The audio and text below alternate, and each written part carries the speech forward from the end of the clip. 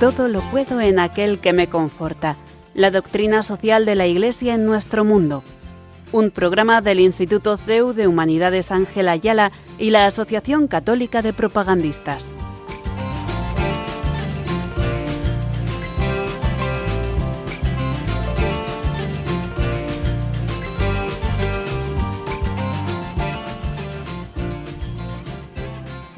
Buenas tardes, queridos oyentes de Radio María, y bienvenidos otro viernes más a Todo lo puedo, el que me conforta, el programa de la Asociación Católica de Propagandistas y el Instituto CEU de Humanidades Ángel Ayala, un espacio dirigido por Juan Ignacio Grande y presentado por Clara González, en el que desgranamos la doctrina social de la Iglesia en nuestro mundo. Hoy tenemos un programa especial, con motivo del Día Internacional del Trabajador, que se celebra hoy mismo, 1 de mayo. Y por ello queremos profundizar en uno de los temas que más afectan a nuestra vida cotidiana, a nuestra dignidad y a la estructura misma de la sociedad, el trabajo humano. Para ello nos acompañan hoy Belén Huertas y Elena Sánchez, profesoras de Doctrina Social de la Iglesia en la Universidad CEU San Pablo de Madrid, que nos van a ayudar a descubrir el valor y el sentido del trabajo desde la perspectiva católica.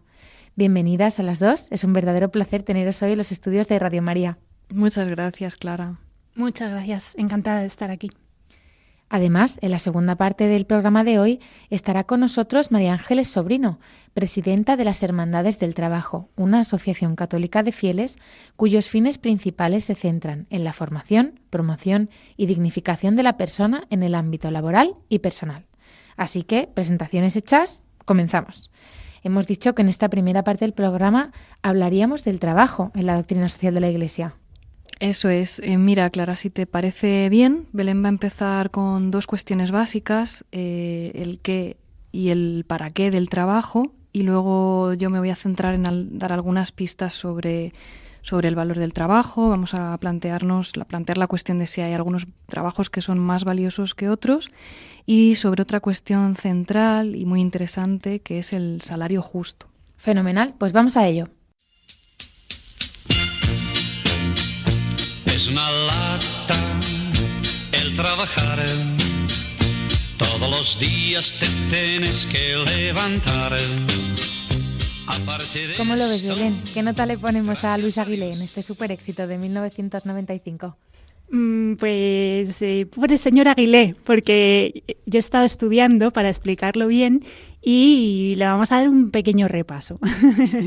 Me he basado en el compendio de Doctrina Social de la Iglesia, que recopila todo el magisterio social desde que empezó a finales del 19 hasta 2005, que es cuando se publicó. Y lo primero que nos enseña esta lectura es a quitarnos de la cabeza esa idea del trabajo como un castigo. Y nos trasladamos con la imaginación al Génesis y a la creación y al paraíso. Entonces, aquí va mi primera pregunta. ¿Recordáis cuadros, pinturas sobre el jardín del Edén? ¿Y os suena haber visto alguna en la que Adán esté trabajando? No, la verdad es que no. ¿Verdad que no? Pues el caso es que estaba trabajando en el jardín del Edén, porque la Biblia dice: Dios tomó al hombre y lo puso en el jardín del Edén para que lo cultivara y lo guardara. Entonces, pues debería aparecer Adán ahí, pues currando un poco, ¿no? Y no mirando a las musarañas que está él. Entonces, ahora yendo un poco a lo serio, el catecismo enseña que el trabajo es, desde ese primer momento de la creación, una colaboración del ser humano con Dios, ni más ni menos. Ahí estamos echando una mano a Dios para perfeccionar el mundo. Pero eso no nos duró mucho. Efectivamente, como dice un profesor amigo mío, Dios nos creó, todo era perfecto y a los 15 minutos aproximadamente ya la estábamos liando. Porque efectivamente, ahí llega el llamado pecado original, nuestros primeros padres que le dan la espalda a Dios. Y desde ese momento todo se estropea. Dentro del hombre, fuera del hombre, y así leemos que ese trabajo, ese colaborar con Dios en ordenar el mundo se vuelve fatigoso. La tierra, dice literalmente, este término se vuelve áspera. Y trabajar implica el sudor de nuestra frente.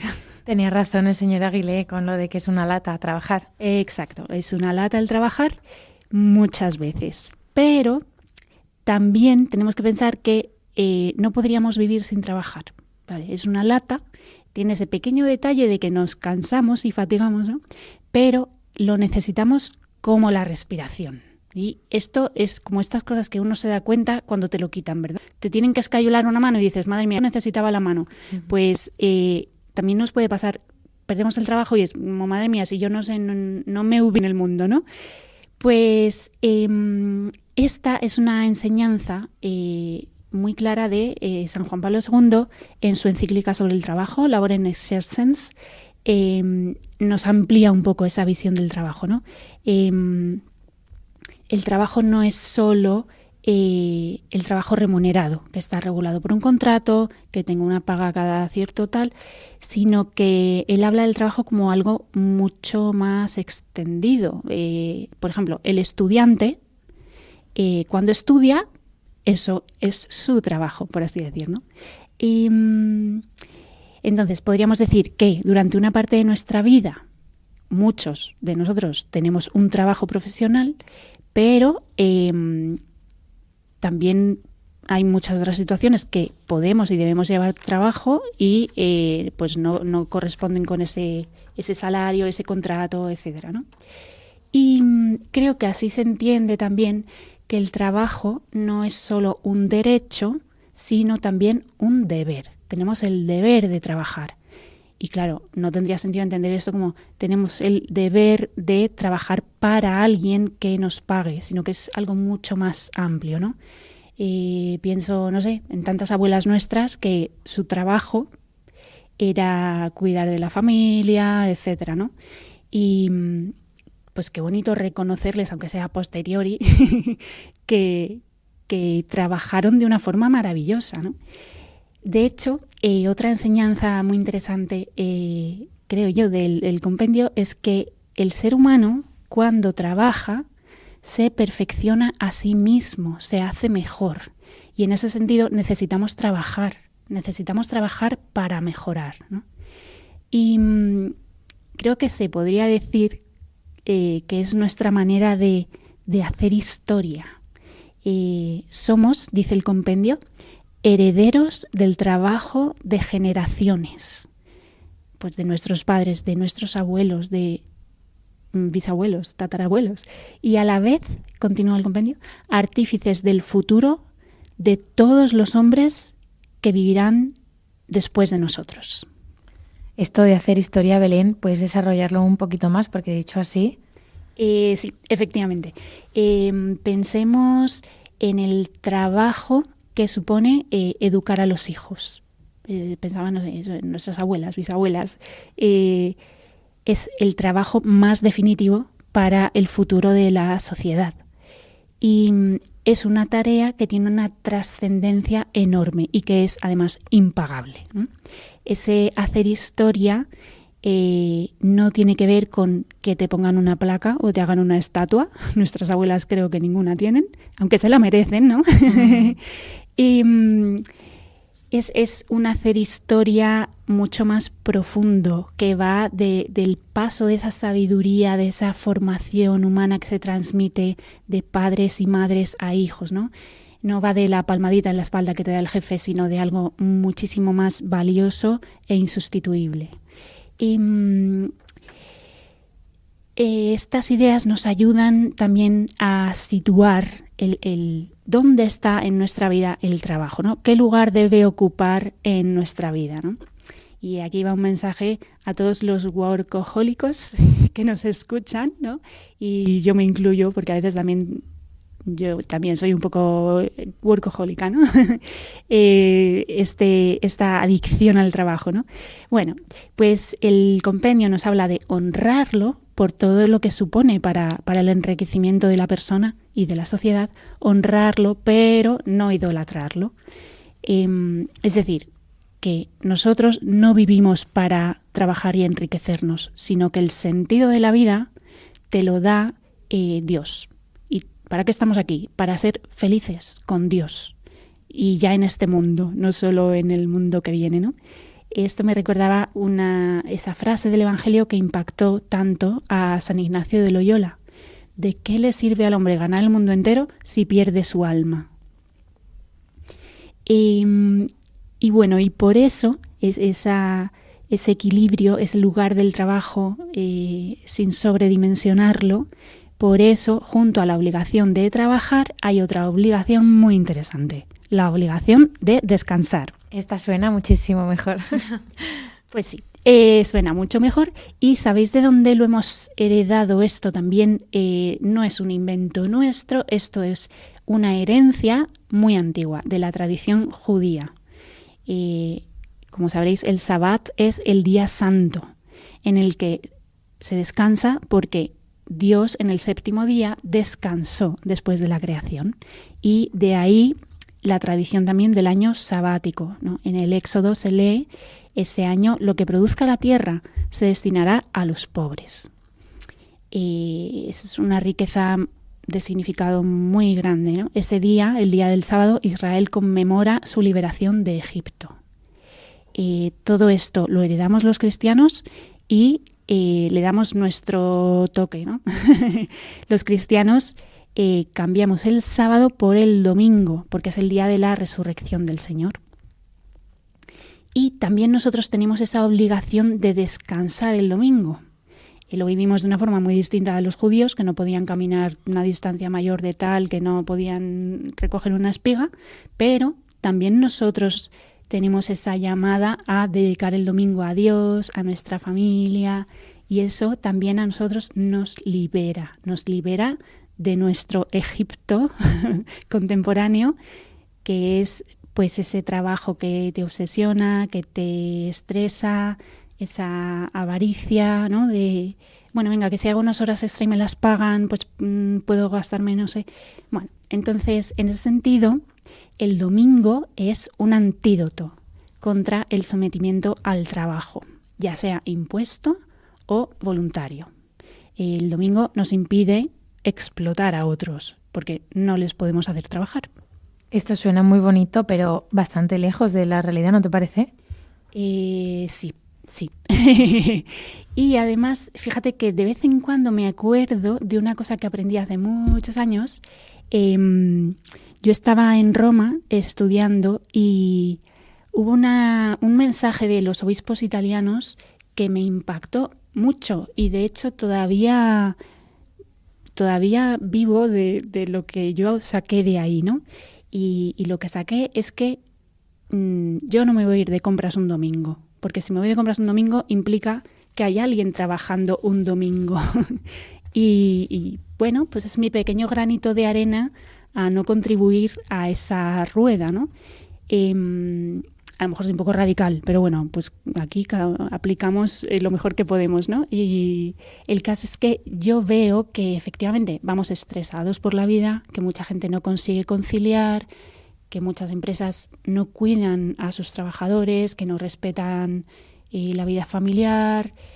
Bueno, por no hablar del ritmo de vida de los autónomos, que tal y como está la legislación, los requerimientos fiscales, pues el autónomo no puede ni respira. Entonces, efectivamente, la obligación de descansar, pues todavía tienen que confluir muchos factores para que podamos cumplirla, ¿no? Y hecho este contexto, Belén, voy a ir directa al grano. A ver, ¿cuál es la finalidad del trabajo? Vale, pues voy a responder con una pregunta para nuestro público. Si yo le preguntara, ¿usted para qué trabaja? O sea, piénselo un momento, vamos a pensarlo todos un momento y ahora vamos a ver si eso coincide o no con los fines que nos propone aquí la Iglesia a través del compendio, ¿no? Primer fin de ¿para qué trabajamos? Atención, atención. Para enriquecer y transformar el universo. Yo pienso, eso sí que es un superpoder. O sea, enriquecer el universo, transformar el universo. Madre mía. El segundo fin, para conseguir medios de vida, esto nos suena ya mucho más cercano, para uno mismo, para nuestra familia y para los necesitados. Luego, gracias a Elena, pues vamos a conseguir aterrizar mucho más esto, ¿no? Y hay un tercer fin, que es trabajo. Yo trabajo, tú trabajas, ellos trabajan para unirnos con Dios. Es el número 266 del compendio de Doctrina Social, donde explica que el trabajo orientado al amor se convierte en oración. Y esta última finalidad conecta con unas palabras recientes del Papa León, que dice: el Evangelio transfigura el trabajo humano y produce en nosotros cambios con los que entra en el mundo la vida en abundancia. Hasta aquí la cita. Y creo que esta frase encierra una grandísima riqueza y nos ayuda a plantearnos cosas grandes. Esto implica, por aterrizarlo, yo pensaba, cuando yo salgo de trabajar, estoy más cerca de Dios que cuando había llegado, ¿no? Y me ayuda a preguntarme, pues, a ver, ¿cómo se convierte el trabajo en oración? ¿Cómo puedo orientar mi trabajo al amor? Muchísimas gracias, Belén. Elena, recogiendo el testigo de lo que comentaba Belén sobre la finalidad del trabajo, la Iglesia nos enseña que para entenderlo bien debemos distinguir entre dos dimensiones básicas, la objetiva y la subjetiva. ¿Podrías explicarnos en detalle esta diferencia entre ambas? Sí, claro. A ver, la verdad es que es una distinción que es fundamental y es fundamental entender cada una en su justo término. La distinción la encontramos tanto en el Catecismo como en el Compendio de Doctrina Social de la Iglesia.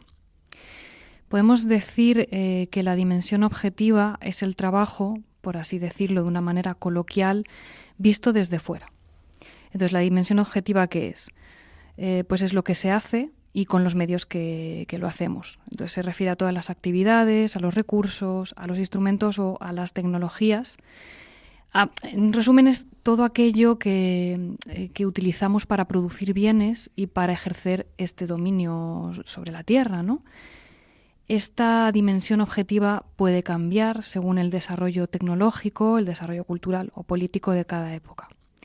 Pero es importante también aquí advertir que aunque la parte técnica pueda ser un criterio importante, no es el criterio último que le da valor al trabajo, por más que la parte técnica pueda llegar a ser deslumbrante, ¿no? Porque el trabajo no se reduce, bueno, pues como ya nos ha dicho Belén, ¿no?, a producir más, a ser más eficiente. No se reduce solo a esta dimensión objetiva. Entonces, ¿dónde reside el verdadero valor del trabajo si no es en lo que producimos? Y en este mismo sentido, ¿hay trabajos más valiosos que otros? Vale, habría que distinguir aquí esta cuestión, ¿no? ¿Hay trabajos más valiosos que otros? Pues a ver, en sentido moral, no hay trabajos que sean más valiosos que otros, porque lo que da valor al trabajo no es el tipo de tarea que se realiza, sino lo que da valor es la persona que lo realiza. No podemos decir que porque algunos trabajos sean más duros, otros sean más técnicos, otros sean visibles, por eso sean más dignos. Porque claro, el valor del trabajo se mide siempre por la dignidad de la persona que trabaja.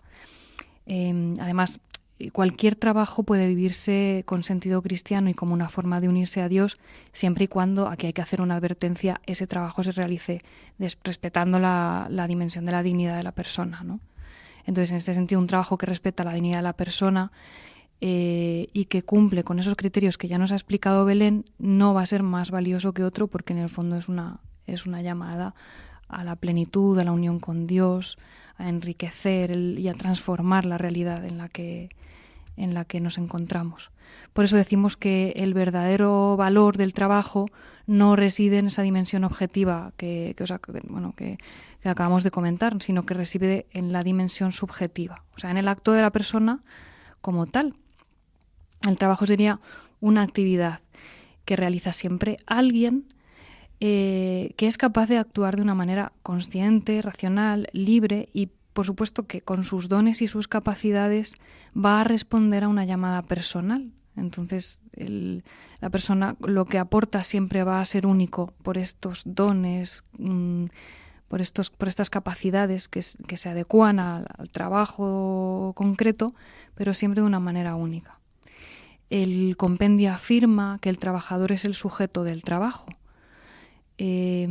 Cuando dice esto, lo que quiere subrayar es que el protagonista decisivo en todo esto no es el sistema, tampoco es la técnica la protagonista, y ojo, tampoco la máquina. Atención, porque aquí en la doctrina social de la Iglesia pues cada vez más hablamos pues del impacto de la inteligencia artificial, de la máquina, pero claro, el protagonista decisivo siempre es la persona humana.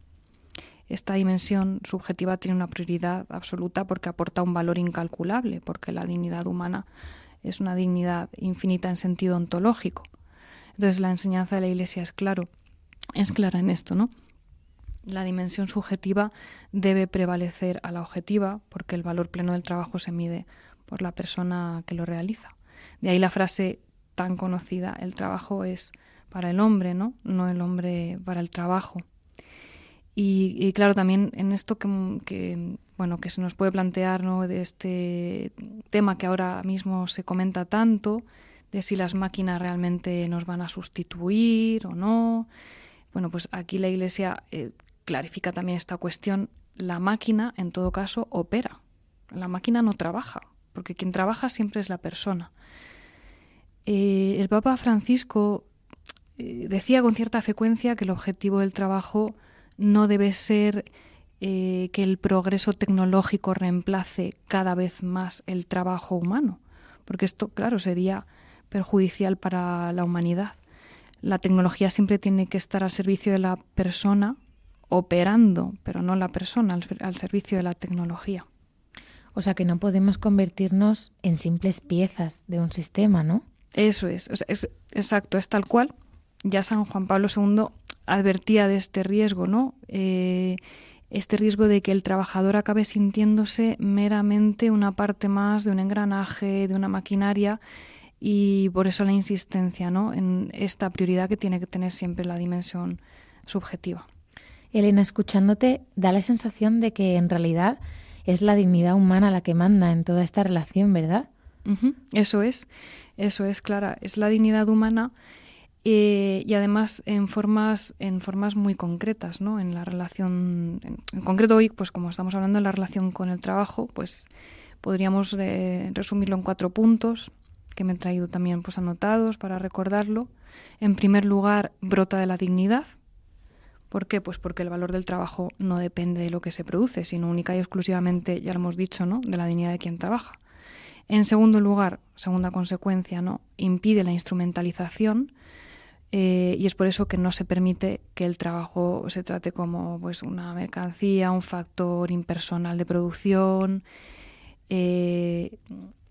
porque claro, se puede desfigurar la esencia humana si se separa el valor del trabajo del valor personal, ¿no? Tercero, exige siempre priorizar a la persona. Si esto se pierde de vista, corremos el riesgo de que la tecnología, las máquinas acaben siendo nuestras enemigas, ¿no?, enemigas de la propia dignidad humana, por decirlo de una manera como coloquial. Y cuarto, por supuesto, impone una orientación ética. El trabajo siempre debe promover la realización humana, porque la persona siempre va a ser su fin. De ahí también esta importancia de entenderlo en su sentido adecuado. Y esto nos lleva directamente a un tema que preocupa mucho en casa, en las familias, el sustento. Uh-huh. ¿Cómo se aterrizan estas dos dimensiones, la objetiva y la subjetiva, en algo tan concreto como es el salario justo? Vale, a ver, el salario justo, yo recuerdo que tuvimos una ocasión hace algunos programas de hablar de los principios sociales o los principios de segundo grado y hablábamos entre ellos del principio de justicia. Entonces, el salario justo, cuando estamos hablando de una relación laboral en términos económicos, porque claro, aquí entra el tema del salario, es la vía más importante para realizar la justicia en las relaciones laborales. El salario justo hay que entender que no es solo el resultado de un contrato, sino que es una exigencia de justicia y el fruto legítimo del trabajo. La Iglesia enseña que retener el salario justo o negarlo constituye una injusticia grave. Entonces, claro, para saber qué es justo, el catecismo y el compendio nos dan algunos criterios. Por una parte, tiene que ser un salario suficiente para asegurar la vida digna al trabajador y a su familia, no solo en lo material, sino también en lo social, cultural y en lo espiritual. Por otra parte, debe considerar las necesidades del trabajador, también tiene que tener en cuenta la contribución de cada persona. Y también debe tener en cuenta la productividad, factores como la situación de la empresa y, por supuesto, esto apunta también a tener en cuenta el bien común. Algo fundamental es que el salario justo nunca puede estar por debajo del nivel de subsistencia. Entonces, conjugar estos criterios a veces no siempre es complejo, o sea, al contrario, no siempre es sencillo, es una cuestión compleja que se debe adecuar a cada realidad, a cada situación concreta, como hace la doctrina social de la Iglesia, ¿no? Ver, juzgar, actuar también en las situaciones y en las realidades concretas. ¿Y qué pasa cuando alguien, por mucho que quiera, no puede trabajar? Pienso, por ejemplo, en la enfermedad, ciertos grados de discapacidad o incluso la vejez.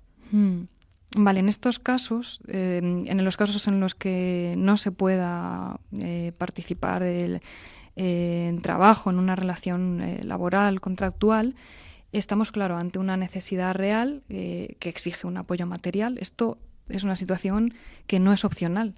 No estamos ante un simple gesto de buena voluntad y aquí, claro, dicho, vamos a decirlo coloquialmente, ¿no? Todos tenemos que arrimar el hombro. Por una parte, la familia. La familia es el lugar de donde nace y surge la responsabilidad más inmediata. También hay una llamada a la Iglesia y a la comunidad a través de una caridad que esté bien organizada, que no sea una caridad improvisada y que esté dirigida siempre especialmente a quienes no pueden ganarse la vida por alguno de estos motivos, ¿no?, que mencionamos.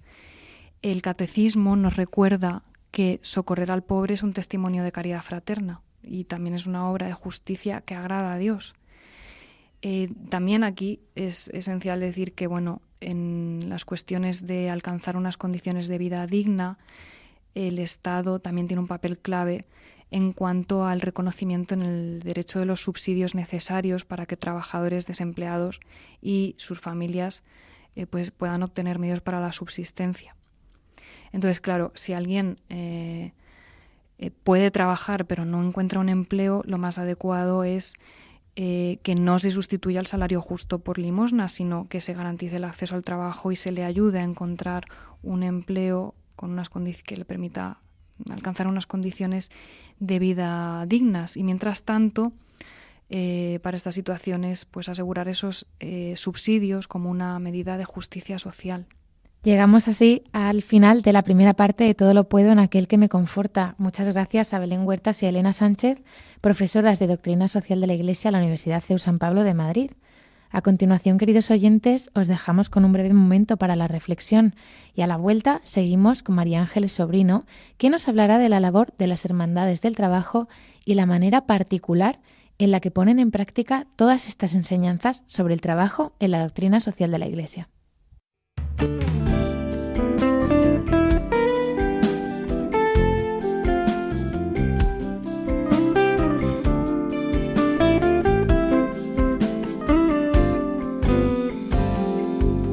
Nuestro Dios está en el cielo y hace todo cuanto quiere. Los ídolos son plata y oro, mano de obra de los hombres. Tienen ojos, pero no ven, orejas, pero no oyen, nariz, pero no huelen. Así son todos los que en ellos creen.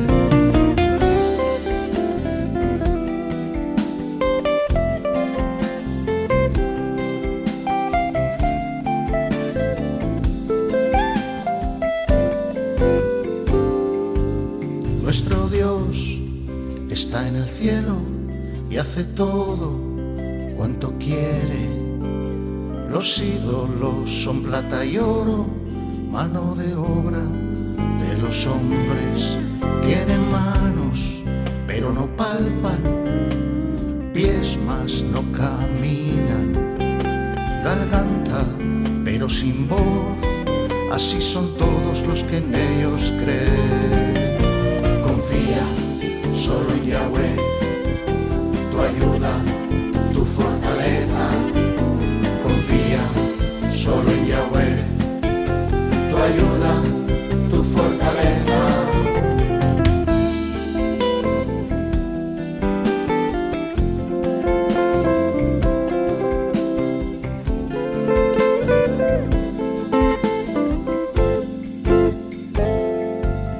Nuestro Dios está en el cielo y hace todo cuanto quiere. Los ídolos son plata y oro, mano de obra de los hombres. Tienen ojos, pero no ven, orejas, pero no oyen, nariz, pero no huelen. Así son todos los que en ellos creen. Confía solo en Yahweh, tu ayuda, tu fortaleza. Confía solo en Yahweh, tu ayuda, tu fortaleza. Confía solo en Yahweh, tu ayuda, tu fortaleza. Confía solo en Yahweh, tu ayuda, tu fortaleza.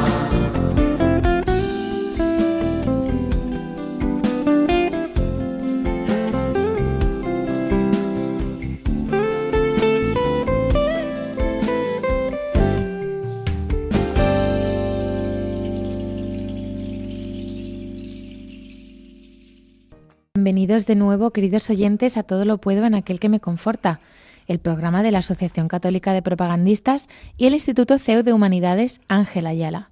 En este programa especial sobre el Día del Trabajo tenemos con nosotros a María Ángeles Sobrino, presidenta de las Hermandades del Trabajo, que ha venido a hablarnos sobre su labor. Buenas tardes, María Ángeles, bienvenida. Buenas tardes, Clara. Efectivamente, yo vengo a hablaros de Hermandades del Trabajo, pero quiero puntualizar algo. Y es que yo soy la presidenta diocesana de uno de los centros, del Centro de Madrid. Tenemos varios centros en España y en América, y yo soy la presidenta diocesana del Centro de Madrid, pero hablo en nombre de Hermandades del Trabajo. Y bueno, yo quería en primer lugar agradeceros que hayáis invitado a Hermandades del Trabajo para que vuestros oyentes conozcan el carisma de Hermandades del Trabajo. Pero antes de hablar de hermandades y de su carisma, si me lo permites, me gustaría empezar esta entrevista felicitando a todos los trabajadores, ya que hoy estamos celebrando la fiesta del trabajo en todo el mundo. Entonces eso es importante. Una fecha que nos recuerda que cada tarea, cada oficio, cada esfuerzo construyen el mundo que compartimos. Es un día para valorar a quienes con su dedicación diaria contribuyen al desarrollo y la justicia social. Como historiadora que soy, me voy a tomar la licencia de contextualizar esta efeméride.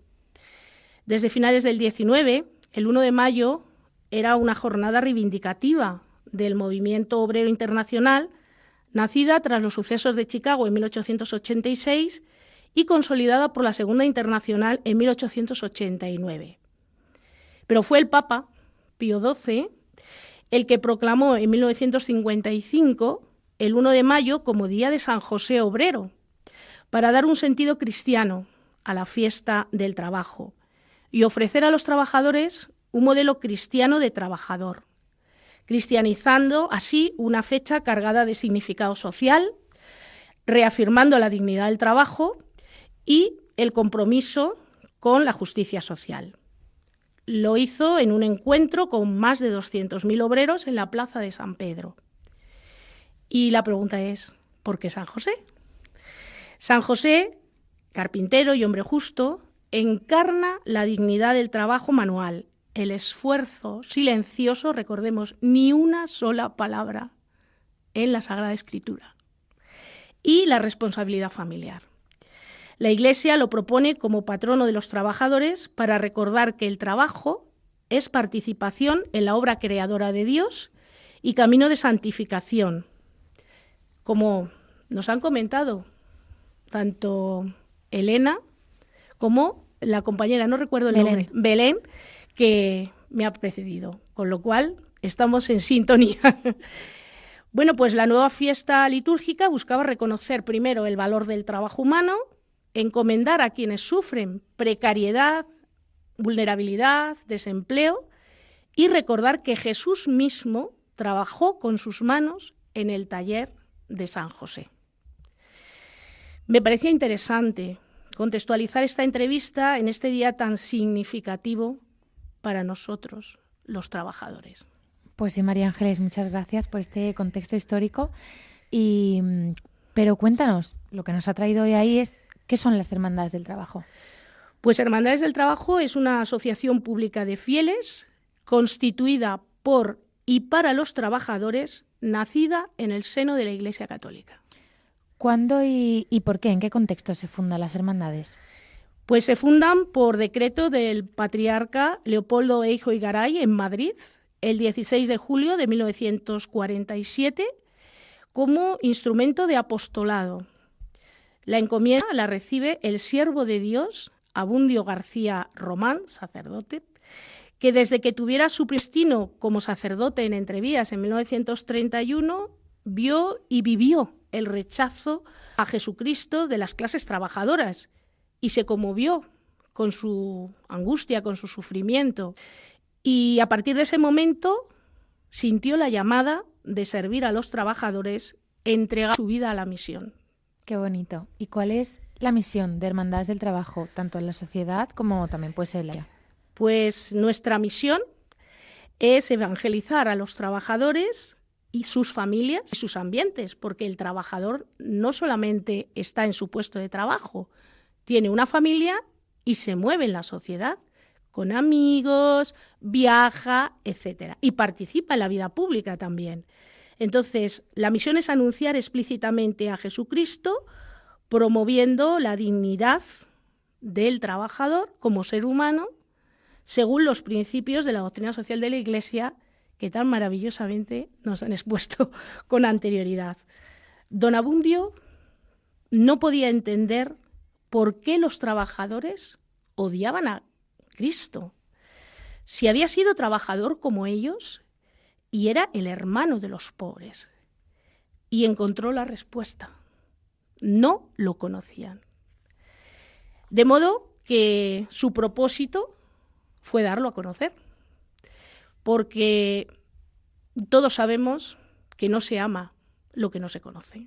Entonces, por ese motivo, bueno, pues don Abundio se encomendó a la misión, una misión que no era suya, sino que era una vocación en su vida. Que le venía de arriba. Efectivamente. Fuera de micro, María Ángeles nos ha estado contando que las hermandades han sido pioneras en varios ámbitos dentro de la Iglesia. No sé si te gustaría compartir alguno de estos ejemplos con nuestros oyentes. Pues muy brevemente. Desde 1947, como ya hemos mencionado, se configuran como un instrumento de apostolado en el ambiente laboral. Es decir, los militantes, que es como se nos conoce a los miembros de la asociación, que tenemos un mayor grado de compromiso, somos, o debemos ser, mejor dicho, apóstoles en el mundo del trabajo, con lo que esto significa de envío. Y esto realmente es novedoso en la Iglesia en la época. Los trabajadores somos los que llevamos a Jesucristo trabajador a nuestros propios compañeros, porque don Abundio se dio cuenta de que si el sacerdote les habla, bien, es su papel, pero que se lo diga un compañero, le hable de Jesucristo, es algo más cercano.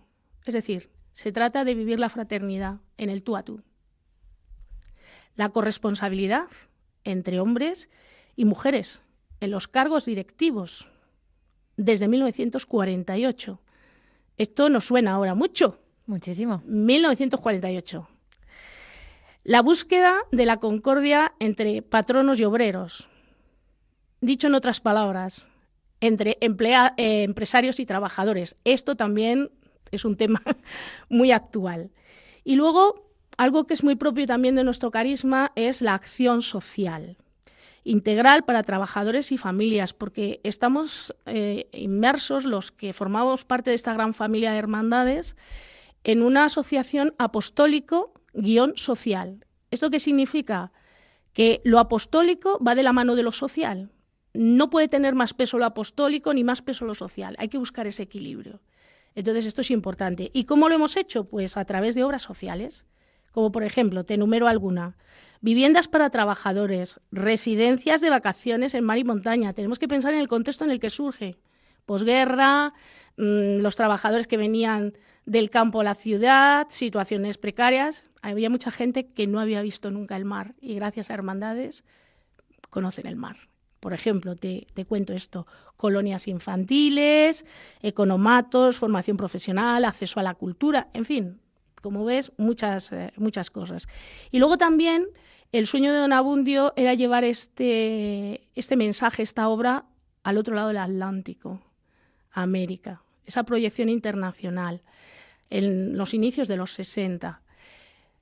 Él tiene una frase al final de su vida en la que dice que el futuro de Hermandades del Trabajo está en América, profética, porque es verdad que él, su sueño era llevarlo a América, y lo llevó y cristalizó, y tuvimos centros y tenemos todavía centros en América, pero no es menos cierto que ahora mismo tenemos a América en España, y la tenemos en Hermandades del Trabajo y la tenemos en el centro de Madrid. Nuestro presidente, José David Belén, es de Venezuela. Con lo cual, bueno, pues en Hermandades se hace realidad y se visibiliza la realidad de España en estos momentos. Fue todo un visionario, don Abundio. Sí. ¿Qué importancia tiene la doctrina social de la Iglesia en el ser y en el hacer de esta entidad? Estos son dos verbos que tampoco se pueden separar, porque el ser es apostólico, el hacer es social. Como movimiento apostólico social, su misión es evangelizar el mundo del trabajo y dignificar al trabajador. Entonces, en este sentido, señalaré 3 rasgos de nuestro ser que derivan directamente de la doctrina social de la Iglesia, y solo los voy a enumerar. La centralidad en la persona, que anticipa lo que va a ser el magisterio del Concilio Vaticano II, pero claro, que bebe de las raíces de las encíclicas de los papas anteriores. La vocación a la fraternidad, no por casualidad nos llamamos hermandades, y la solidaridad y el carácter laical encarnado. Llevar a Cristo trabajadores, los trabajadores llevan a Cristo a sus compañeros trabajadores. Pero la doctrina social de la Iglesia no solo nos inspira, sino que estructura también nuestra acción pastoral, social y formativa. La formación es muy importante. ¿Por qué? Porque es importante que como militantes nos formemos en la doctrina social de la Iglesia, porque si no la conocemos no podemos llevarlo al mundo del trabajo. Orientar la acción pastoral, responder a las nuevas realidades laborales, es decir, tenemos que mirar a la sociedad, no podemos quedarnos en el pasado ni ir por libre, con lo cual es importante saber lo que dice la Iglesia en este sentido. Nos has contado antes cómo algunos puntos muy candentes en la actualidad sobre el trabajo ya estaban en los orígenes de las Hermandades del Trabajo, pero ¿cómo ha evolucionado la entidad para responder a los cambios del mundo laboral de hoy? Pues bueno, lo primero es situarnos ante la realidad de hoy. Y bueno, pues me vas a permitir que comente que Hermandades del Trabajo todos los años, con motivo del 1 de mayo, edita un manifiesto. Y el lema de este año del manifiesto, que no te lo voy a leer, lógicamente, porque no tenemos tiempo, es: por un pacto social para reducir la pobreza laboral, crear empleos dignos y afrontar los retos de la inteligencia artificial. También ha salido en la conversación anterior. Entonces, pues ¿cómo lo afronta? Pues haciendo una lectura crítica, es decir, poniéndonos ante la realidad, viendo, juzgando y tomando las decisiones que sean oportunas a través de nuestros proyectos, de nuestros programas, de cara a dar respuesta a aquello que verdaderamente requiere nuestra atención. Pero siempre hay algo que no podemos olvidar, y es que el centro es la persona. En un mundo tan deshumanizado, poner el foco en la persona es primordial, porque si no, estamos haciendo cualquier cosa menos honrar a Dios. ¿Cuáles son las necesidades de los trabajadores que preocupan hoy a las hermandades del trabajo? Pues lo que te acabo de decir con el lema que te he leído en relación con el manifiesto de este año.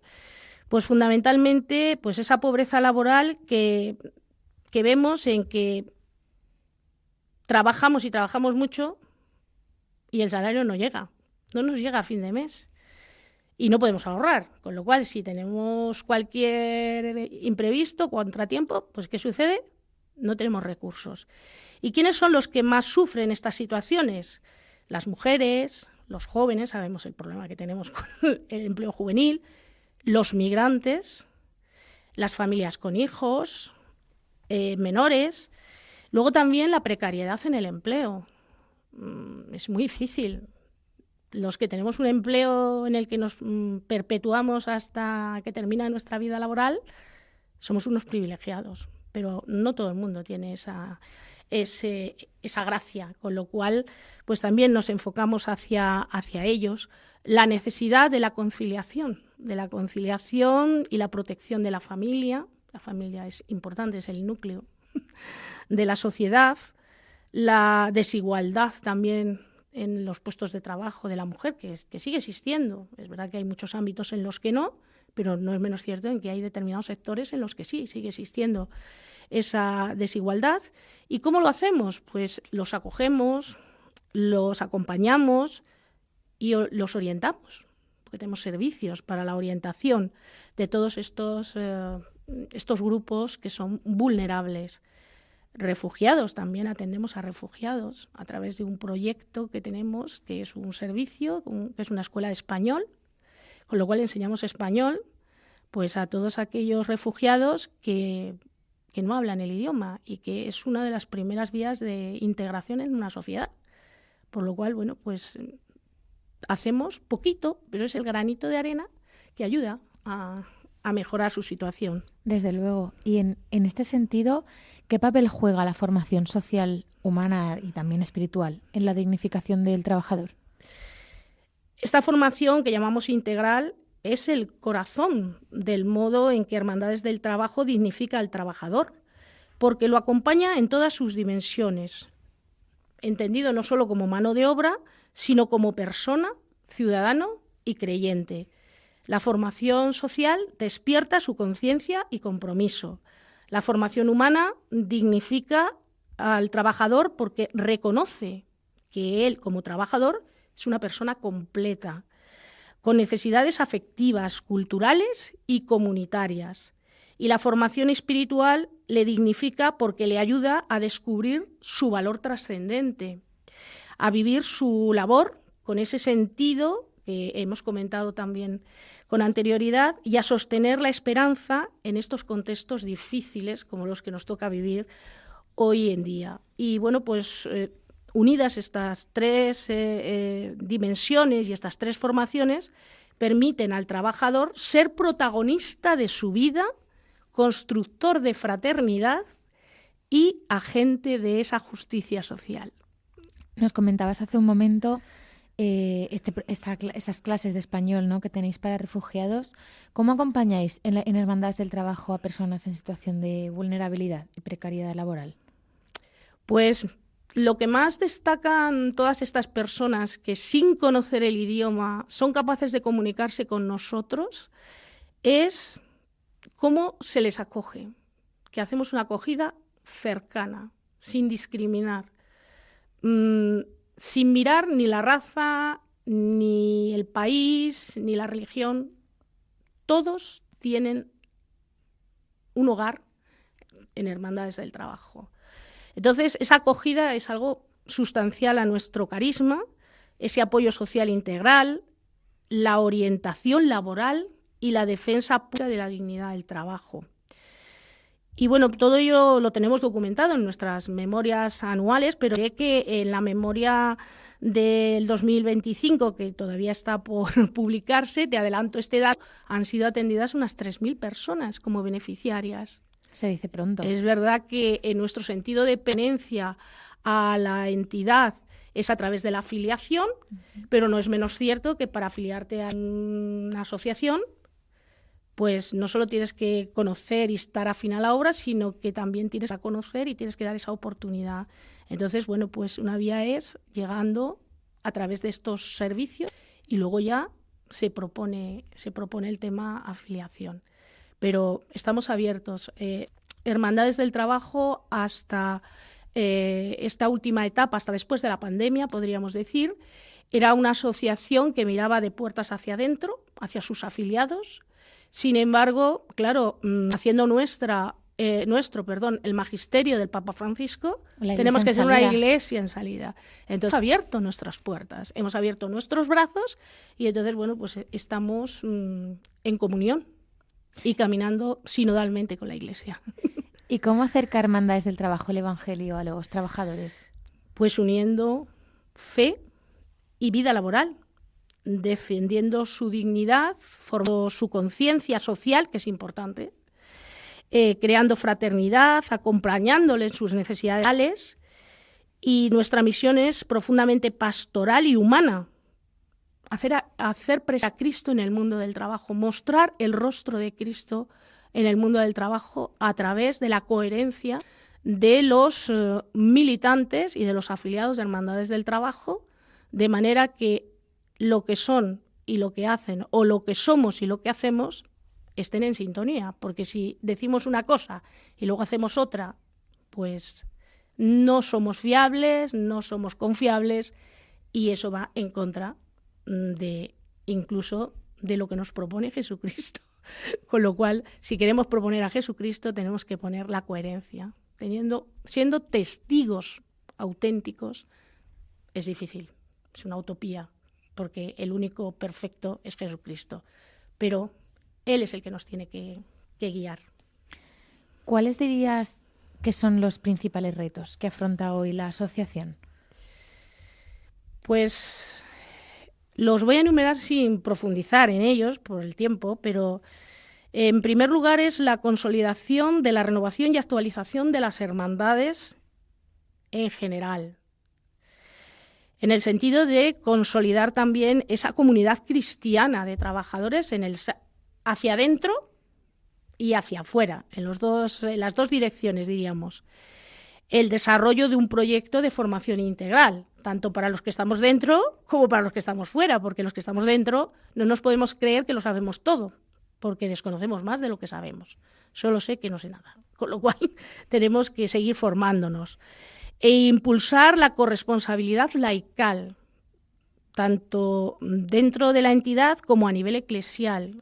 Te he comentado que somos centros diocesanos, es decir, es muy importante no perder de vista que nuestro pastor es nuestro guía en nuestra misión a la hora de llevar a Cristo al mundo del trabajo.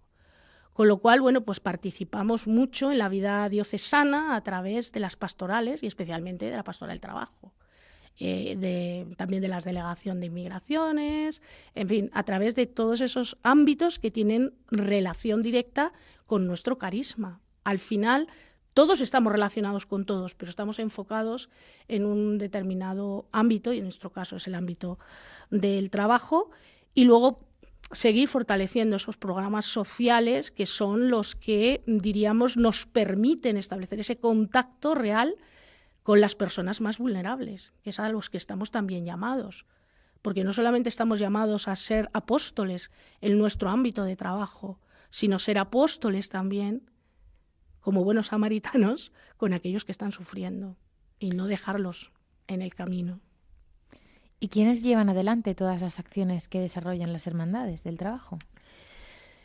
En Hermandades del Trabajo, todas estas acciones que estamos comentando, así de una manera muy somera, las llevan a cabo principalmente los propios trabajadores laicos. Es decir, hemos dicho que es una asociación constituida por trabajadores para los trabajadores. Es decir, los auténticos protagonistas somos los trabajadores, que no significa que seamos trabajadores que trabajamos en el centro, que tenemos algunos empleados dentro del centro, pero somos los trabajadores que trabajamos fuera en la sociedad, los grandes protagonistas que, organizados en distintos niveles de compromiso, junto con los sacerdotes, que también es importante, porque ellos son los que nos acompañan, iluminan y celebran y animan los sacramentos para que no nos desviemos del camino de la fe. Entonces, desde los afiliados, que son esos primeros testigos, hasta los que tenemos el mayor compromiso, que somos los militantes, pasando por los colaboradores, que serían afiliados, que empiezan a tener un compromiso mayor con estas acciones sociales y apostólicas que hemos comentado, y los militantes, que ya llegamos a ser los dirigentes, unos son dirigentes y otros no, pero que somos el núcleo de la comunidad, y de ahí sale toda la fuerza para todos los demás. Pero sí que yo quería comentar un aspecto que es también novedoso dentro de la asociación en este momento, y es el programa que tenemos de voluntariado. Porque tenemos voluntarios que colaboran con nosotros, y en este sentido me gustaría mencionar a los universitarios y agradecerles que hayan dicho sí a este envío del Señor, para que colaboren con nosotros de manera gratuita, desinteresada, entregando su tiempo, que el tiempo sabemos todos que es oro hoy en día, y también sus dones, al servicio de los más vulnerables.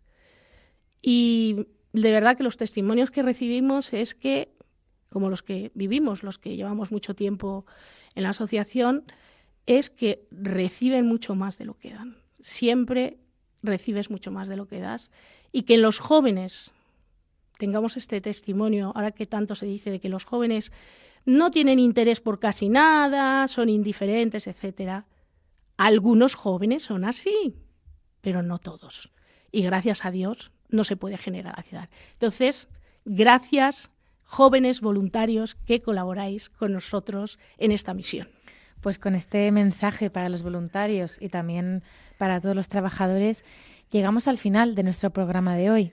Muchas gracias a todos los que nos habéis escuchado un viernes más en Todo lo Puedo en Aquel que me Conforta, el programa de la Asociación Católica de Propagandistas y el Instituto CEU de Humanidades Ángela Ayala.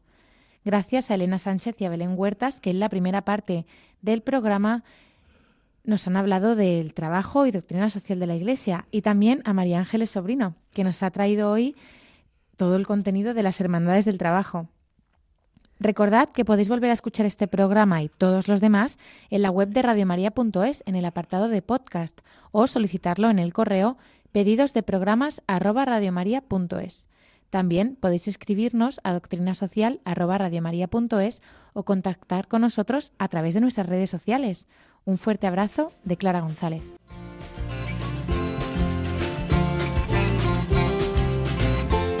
Todo lo puedo en aquel que me conforta. La doctrina social de la Iglesia en nuestro mundo. Un programa del Instituto CEU de Humanidades Ángela Ayala y la Asociación Católica de Propagandistas.